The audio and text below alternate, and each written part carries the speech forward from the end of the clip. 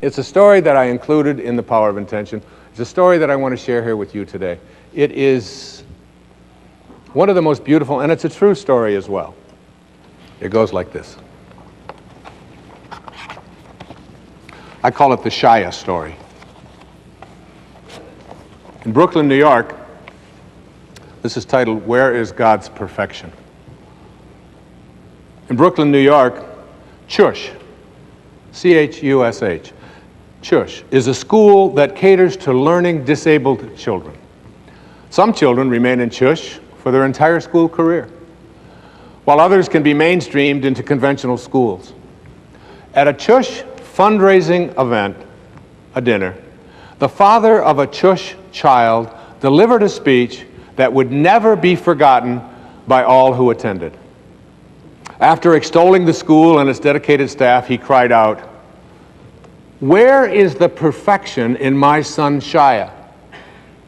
Everything God does is done with perfection, but my child cannot remember facts and figures as other children do. Where is God's perfection here?" The audience was shocked by the question and pained by the father's anguish and stilled by the piercing query. "I believe," the father answered, "that when God brings a child like Shaya into the world, the perfection that he seeks is in the way people react to this child." He then told the following story about his son Shaya. One afternoon, Shaya and his father walked past a park where some boys Shaya knew were playing baseball. Shaya asked his father, "Do you think they'll let me play?" Shaya's father knew that his son was not at all athletic and that most boys wouldn't even want him on their team, but Shaya's father understood that if his son was chosen to play, it would give him a sense of belonging. And as you know, Maslow's highest level of consciousness is on that pyramid is a feeling of belonging. And Shaya never felt that way. Shaya's father approached one of the boys on the field and asked if Shaya could play. The boy looked around for some guidance from his teammates, and getting none, he took matters into his own hands, and he said, "Well, we're losing by 6 runs, and the game's in the 8th inning. I guess he can be on our team, and we'll try to put him up to bat in the 9th inning." Shaya's father was ecstatic as Shaya smiled broadly. Shaya was told to put on a glove and go out to play in center field. In the bottom of the 8th inning, Shaya's team scored a few runs, but they were still behind by 3. In the bottom of the 9th inning, Shaya's team scored again, and now with 2 outs and the bases loaded, Shaya was scheduled to be up with the potential winning run on base. Would the team actually let Shaya bat at this juncture of the game and give away their chance to win? Surprisingly, Shaya was given the bat. Everyone knew that it was all but impossible because Shaya didn't even know how to hold a bat, let alone hit with it. However, as Shaya stepped up to the plate, the pitcher moved in a few steps so he could lob the ball in softly so that Shaya would at least be able to make contact with the ball. The first pitch came in, Shaya swung clumsily and he missed. And then one of Shaya's teammates came up out of the dugout, and together he and Shaya held the bat and faced the opposing pitcher, waiting for the next pitch, the two of them. The pitcher again took in a few more steps toward Shaya so he could toss the ball even more softly.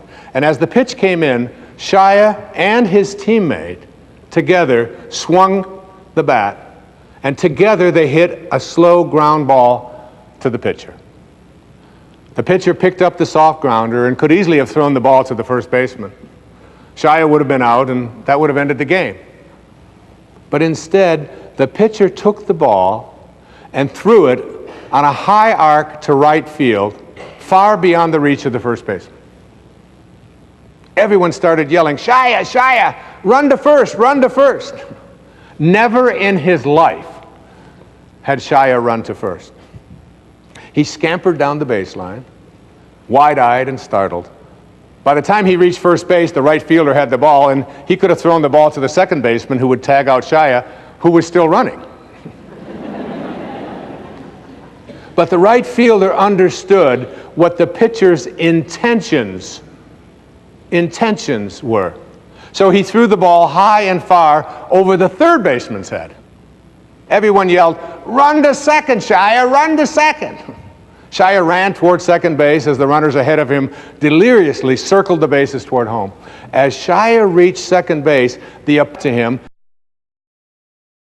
turned him in the direction of third base and shouted, "Run to third, Shaya, run to third." As Shaya rounded third, the boys from both teams ran behind him screaming, "Shaya, Shaya, run home, run home."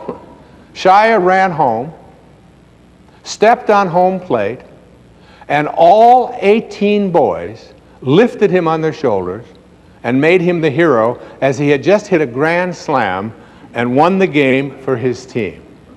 That day, said his father, now with soft tears rolling down his face, those 18 boys reached their level of God's perfection.